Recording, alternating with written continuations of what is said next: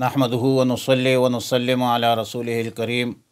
اما بعد فاعوذ باللہ من الشیطان الرجیم بسم اللہ الرحمن الرحیم وَلَقَدْ آتَيْنَا إِبْرَاهِيمَ رُشْدَهُ مِن قَبْلُ وَكُنَّا بِهِ عَالِمِينَ۔ پارہ نمبر 17 سورۃ الانبیاء، رکوع نمبر 5، آیات نمبر 51 تا 58۔ مذکورہ آیتوں میں سیدنا ابراہیم خلیل اللہ علیہ السلام کا واقعہ ہے، اور قدر تفصیل سے ہے کہ ابراہیم علیہ السلام نے سب سے پہلے اپنی قوم کو، اپنے باپ کو توحید کی دعوت دی، اور ظاہر ہے کہ ابراہیم علیہ السلام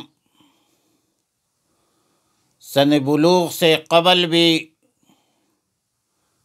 رشد و ہدایت پر سرفراز تھے، مالا مال تھے، اور اللہ تعالیٰ نے فرمایا وَلَقَدْ آتَيْنَا إِبْرَاهِيمَ، اور تحقیق کے ساتھ ہم نے دی تھی ابراہیم علیہ السلام کو رشدہ، اس کی ہدایت، من قبل، اس سے پہلے، وَكُنَّا بِهِ عَالِمِينَ، اور ہم اس سے خوب واقف تھے۔ اذ قال لأبیہ، جب سیدنا ابراہیم علیہ السلام نے اپنے باپ کو کہا، وقومہ، اور اپنے قوم سے کہا، ما هذه التماثیل التی، کیا ہے یہ بت، التی انتم لہا عاکفون، وہ جن کے تم عبادت کے لیے بیٹھے رہتے ہو۔ قوم نے کہا، قالوا وجدنا، وہ بولے کہ ہم نے پایا ہے، آباءنا، اپنے آباء و اجداد کو، لہا، ان کے عابدین، عبادت کرتے ہوئے۔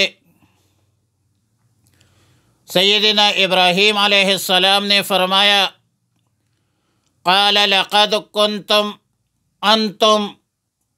تحقیق کے ساتھ تم، بے شک تم خود، و آباؤکم، اور تمہارے آباء و اجداد، فی ضلال مبین، واضح گمراہی میں تھے، صریح گمراہی میں تھے، کہ اللہ کے بغیر غیر کی عبادت کرتے تھے۔ قوم نے بولا، قالوا، وہ بولے، اجئتنا، کیا تو لایا ہے ہمارے پاس، بالحق، کوئی سچی بات، ام انت من اللاعبین، یا تو ہے کھیلنے والوں میں سے۔ قال، ابراہیم علیہ السلام نے فرمایا، بل ربکم، بلکہ تمہارا رب، وہ ہے رب السماوات والارض، جو رب ہے آسمانوں کا اور زمین کا، الذی فطرہن، جس نے پیدا کیا ان کو، خلقہن، وانا علی ذالکم من الشاہدین، اور میں اس پر گواہوں میں سے ہوں۔ وتاللہ، اور قسم ہے اللہ کی، لأکیدن، میں ضرور تدبیر کروں گا، اصنامکم، تمہارے بتوں کی، بعد ان تولوا مدبرین، بعد اس کے تم چلے جاؤں گے پیٹ پھیر کر، فجعلہم جذاذا، پس کر دیا ان بتوں کو ابراہیم علیہ السلام نے، جذاذاً، ٹکڑے ٹکڑے، الا کبیرا لہم، مگر سوائے بڑے بت کے جو ان کے تھے، لعلہم شاید وہ الیہ اس کی طرف یرجعون رجوع کرے۔ آیت نمبر 51 میں فرمایا کہ وَلَقَدْ آتَيْنَا إِبْرَاهِيمَ رُشْدَهُ مِنْ قَبْلُ۔ رشد کا معنی ہے ہدایت پانا، سن بلوغ تک پہنچنا۔ سیدنا موسیٰ علیہ السلام اور سیدنا ہارون علیہ السلام کے واقعہ کے بعد سیدنا ابراہیم علیہ السلام کے واقعہ کا بیان ہے، اور سیدنا ابراہیم علیہ السلام کا واقعہ قدر تفصیل سے بیان کیا ہے۔ آیات کا مفہوم یہ ہے، معنی یہ ہے کہ ہم نے ابراہیم علیہ السلام کو زمانے بلوغ سے قبل ان کو ہدایت دی تھی، رشد تھی، ہدایت تھی ان کے پاس۔ یا من قبل سے مراد موسیٰ علیہ السلام ہے کہ موسیٰ علیہ السلام سے پہلے ہم نے ابراہیم علیہ السلام کو نیک راہ اور رشد و ہدایت عطا کی تھی۔ وَكُنَّا بِهِ عَالِمِينَ، اور ہم رکھتے تھے اس کی خبر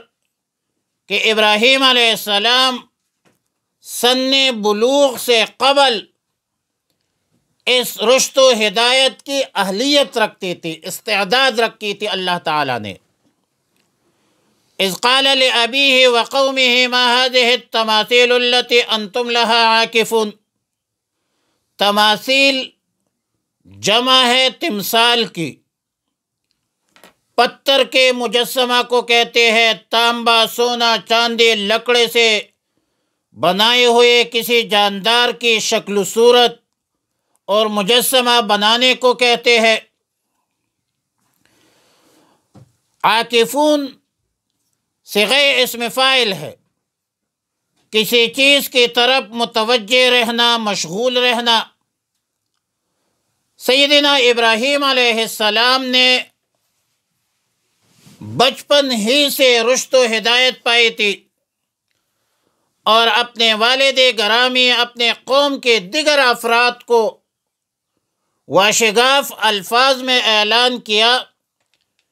کہ تم لوگ جن اصنام اور بتوں کے سامنے دیر تک بیٹھے رہتے ہو اور ان اصنام اور بتوں کے سامنے سجدے کرتے ہو، یہ تمہارے خود تراشیدہ چیزیں ہیں، نہ ان میں عقل ہے، نہ شعور ہے، نہ قدرت ہے، نہ طاقت ہے، نہ ادنیٰ درجے کا نقصان پہنچا سکتے ہیں، اور نہ معمولی سی نفع رسانی کی صلاحیت رکھتے ہیں۔ ان بتوں کا حال تو یہ ہے کہ یہ اپنے آپ سے ایک مچھر مکھی بھی ہٹا نہیں سکتے، اپنی حفاظت خود نہیں کر سکتے، تمہاری کیا حفاظت کریں گے؟ ان اصنام اور تماثیل کی عبادت خرافات، واہیات اور شرکیات ہے، لہذا ان خرافات، شرکیات اور واہیات سے باز آ جاؤ، ایک اللہ کی عبادت کرو جس کی ذات اور صفات میں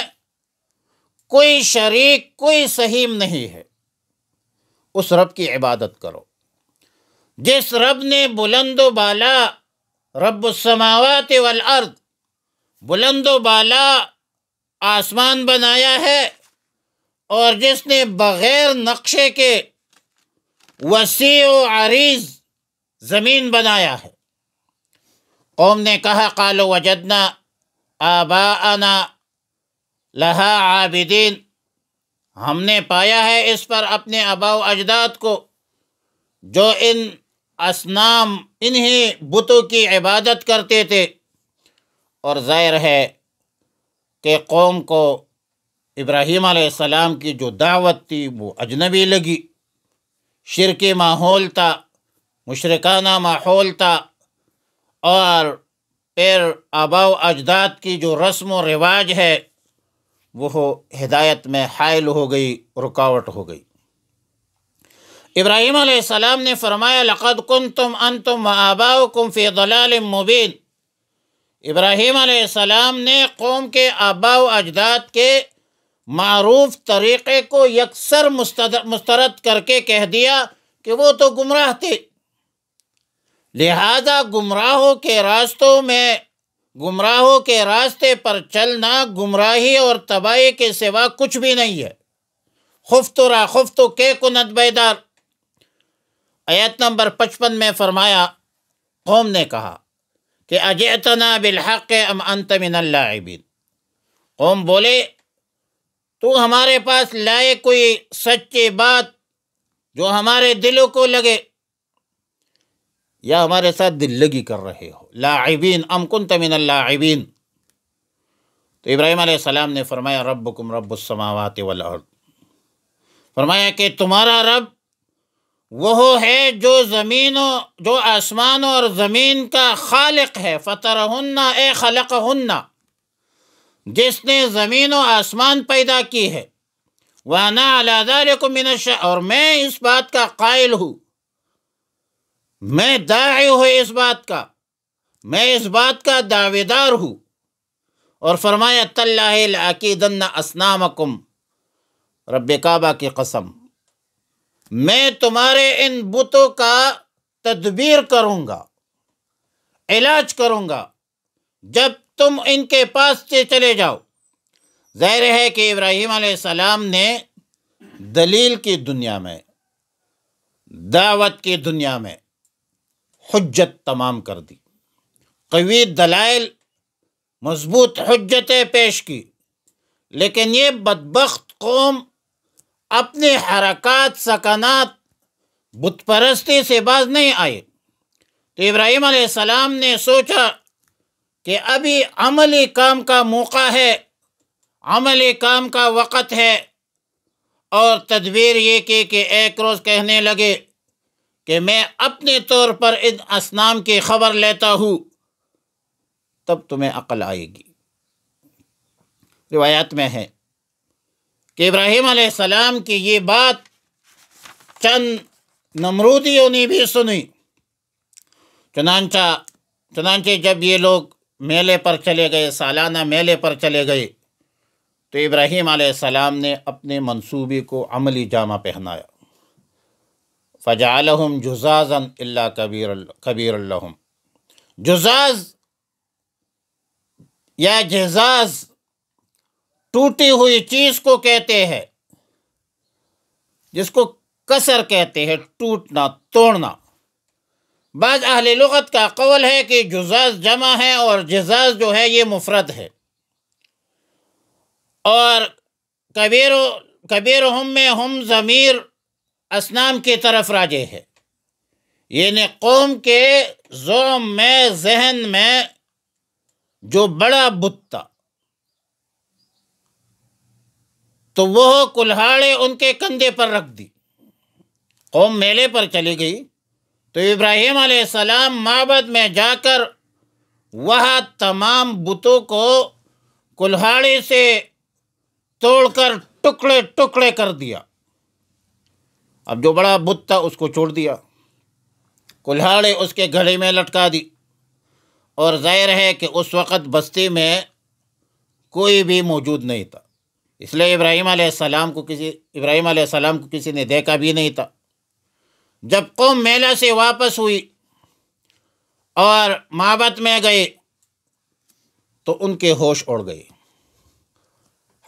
حواس باختہ ہو گئے، اوسان خطا ہو گئے